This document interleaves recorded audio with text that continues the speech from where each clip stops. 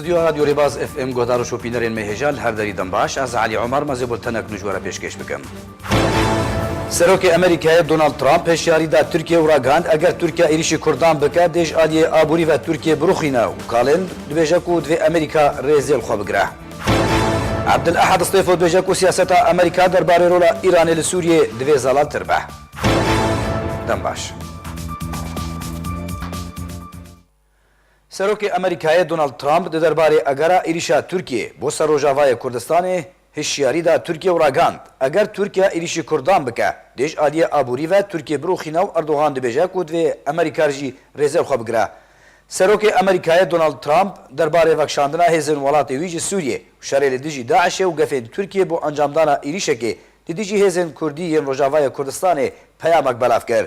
Donald Trump di peyama xwe de ku li ser Twîtera xwe şevaborî belav kir hişyarî da Tirkiye û got ku eger Tirkiye êrişî Kurdan bike dêj aliyê abûrî ve Tirkiye birûxîne û dê vegera aram di devereka aram bi paniya 20 kilometran li ser derêjeheya sînorê Sûriye bi Tirkiye re durust bike. Ji aliyê xwe ve Tirkiye ragandina Trump bi şaşîtiyeka mezin pesend kir û bersifa wî da. İbrahim Kalin berdevkê bi navê hikûmeta Tirkiye ji aliyê xwe ve li ser Twitter bersiva Trump da û got nabe Amerîka Kurdên Sûriye û çekdaran wek hev bike. Divê Amerîka rêzê li şîrkatiya wan bi hev re bike û got ku ew ê şerê terorîstan li Sûriyê berdewam bikin.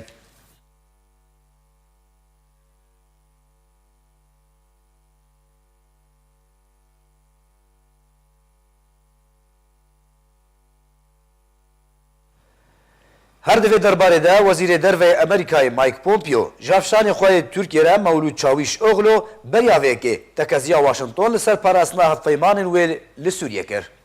Wezîrê Derveyê Amerîka Mike Pompeo ji hevşanê xwe yê Tirkiye re Mewlûd Çavuşoğlu tekeziya Washington li ser parastina hevpeymanên wê li Sûriye kir. Ajansa Anadol ragihand ku Wezîrê Derveyê Tirkiye Mewlûd Çavuşoğlu li gel Wezîrê Derveyê Amerîkî Mike Pompeo doşemiyê diriya peywendiyeke telefûnî de dawîn pêşhateyên Sûriye û taybet Pirsa Kurdî û çekdarên Sûriya Demokratîk û YPG yên ser bi pêdê ve guftûgo kir ku Ankara amadebûna xwe bi proseyeke leşkerî li ser wan de daxuyanî û dibêje ku ew ê wan ji nav bibe. Di daxuyaniyekê de Wezareta Derveya Amerîkayê doşemiyê got ku Pompeo ku hal welatê Îmarata Erebiye û di hevdemî ku gera xwe ji bo rojhilata navîn de birêve dibe di peywendiya xwe ya telefûnî de ji Oğloro tekez kiriye ku wilayetên yekgirtî Amerîka dê metirsiyên ewlekarî ku Tirkiye li ser sînorê xwe rastî wan tê çareser bike. Di heman demê de Pompeo tekez kir ku Amerîka guhpêdaneka taybet dide garantiya ewlehiya hêzên xwecihî li Sûriyê ku mil bi milê Amerîka şerê rêxistina Daişa terorîstkirine û ew yek wek amajeyeke zelal bi çekdarên YPG bû ku beşê sereke ji hêzên Sûriya Demokratîk û Tirkiye wan dibîne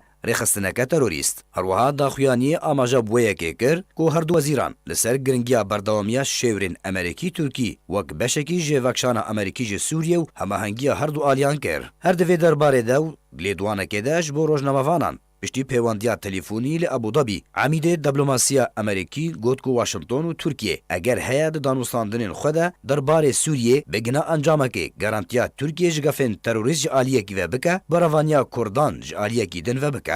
Ajansa Reuters li ser zarê Pompeo jî belav kir û got ku ew geşbîne bi encamna baş piştî ku wî gel Wezîrê Derveyê Tirkiye ew peywendî kiriye. Dosyeya Kurdan li Sûriye gotûbêj kiriye û got jî hîn gelek hûrgulî hene divê kar li ser wan bêkirin lê di bawariya Pompeo de ew ê çareser bibin Amerîka mafê Tirkiye di berevaniya welatê xwe de dijî terorê daniye berçav lê ew dizanin jî ku ew ên şerê terorê bi Amerîka re kirine li Sûriyê ne terorîstin hojayî parastinê ne. Li gorî Mike Pompeo.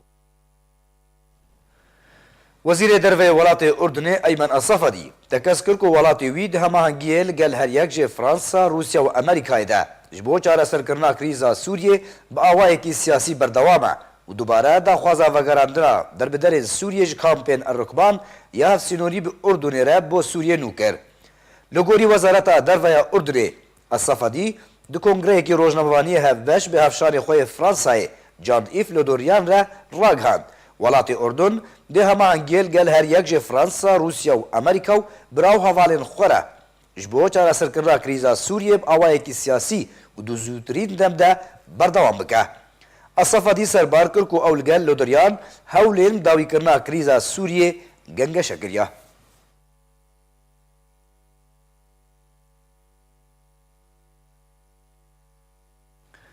سروک ناوندا پیوندین دروین هفپیمانیا نشتمانی یا هیزن شورش اپوزیسیونا سوریه عبدالحد استیفو رخنال سیاست امریکا درباره هبونا ایران سوریه کر و گوت کو دوی هلوستا امریکا درباره ملیسن ایران سوریه زلال تربه.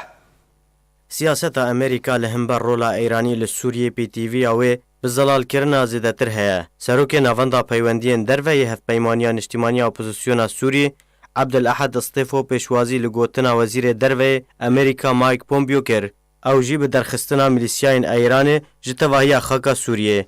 استیفو پرسیار کر کو آلا ورین امریکا چبه کو هیزه ایران ج سوریه در بخه پشتی کو همی شیان و کارینا شورش سوریه هاتنا پش گو خستن کو کاریبون رولا ایران لاواز بکه و دور پیش بکه و هبون وان تون نبکه. استیفو هر وها گود درخستنا ملیسیاین ایران ج سوریه گاوکی گرنگه کو پشتیوانیه کی به هز بشار اسد بو دو کشتنا ملت سوریه ده لی افگاف به هفپیمانیا نافدولتی به سروکاتی امریکا و پشتیوانیا هزن شورشه ین خوجهی و دو چارچوبه یا نهشتنا ترور ده به جهنابه دوی به بردوامی پشتیوانیا خوبشاندانین دجی ایران وره کرن و دوی سزای نافدولتی دورپیچ کرنا سیاسی لسر رژیم الملال لایران به هستر ببه.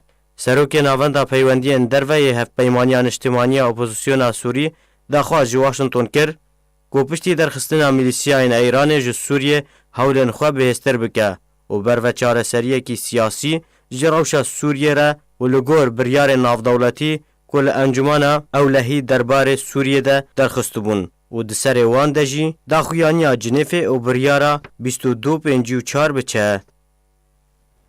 جدما کو مشکل ججور اس-300 در باسی سوریه بونه 4 جاران بارگاه لشکری کو پرانیا وان در دورا شام پایتخت سوریه بون جالی هزن اسرائیل و هاتنا ارمانج کرن یا هریداوی اینا بوری بو. جمجدارا سال 2018 جدما کو مشکل ججور اس-300 در باسی سوریه بونه 4 جاران بارگاه لشکری پرانیا وان در دورا شام پایتخت سوریه بون جالی هزن اسرائیلی و هاتنا ارمانج کرن یا هریداوی اینابوری د 11 چلیا سال 2019 هنده بو. پشتی راکاندنا در باسپونا هزن براوانیا آسمانی یا روسیه جبو سوریه چالاکین آسمانی یا اسرائیل بشوی کی دمکی هاتن راوستاندن پشتی هیوکه دست به چالاکین خو کرن. جوان 4 جارن کو اسرائیل باراگاه لسوریه کرنا ارمانج ایریشا هری مزن د 29 مجدارا سال 2018 هنده بو. او باراگاه لشکری لکسوی و دیماس یین در دورا شامه هاتن ارمانج کرن. لگور مالپرا دیبکا یا اسرائیلی کو او ایریش مزنترین ایریش به موشکان جعلی اسرائیل و هاتیه پیک آنین دیده موشکن زوی و جورک بناو تاموز و لورا هاتن بکارانین. او ایریش در دورا 75 خلاکان هاته پیک آنین و 15 بارگهن پازدارن ایران و حزب الله کرن ارمانچ. هروها ایریشا لسر بالا فرخانه شام نفدولتی یک جوان ایریشانه کدنه برچلای سالا بوری هاتبو پیک آنین و راکاندنا رژیم سوریه دان بویه که کر او گوت کو براوانیا وان برسفا وان ایریشان دانه لپیشتی دمگه کرد او نوچه راش کر.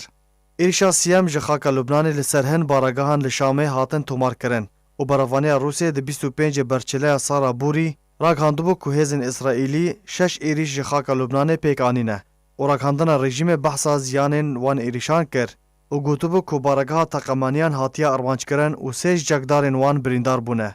یکمین ایریش ده سال 19 ده سال 2019 هنده ده 11 چله دبو. ده 3 باراگهن لشکری لنزیکی شام پایتخت سوریه نخاسم نخوشخانه داره لروش آفای شامی هاتن ارمانچ کرن. کدوه نخوشخانه ده انبارک موشکان سر به فوجا 555 هاته ارمانچ کرن. گودار شوپینن ریباز بولتنا مبداوی هات سپاس پوشوپان ناوا هرشادن.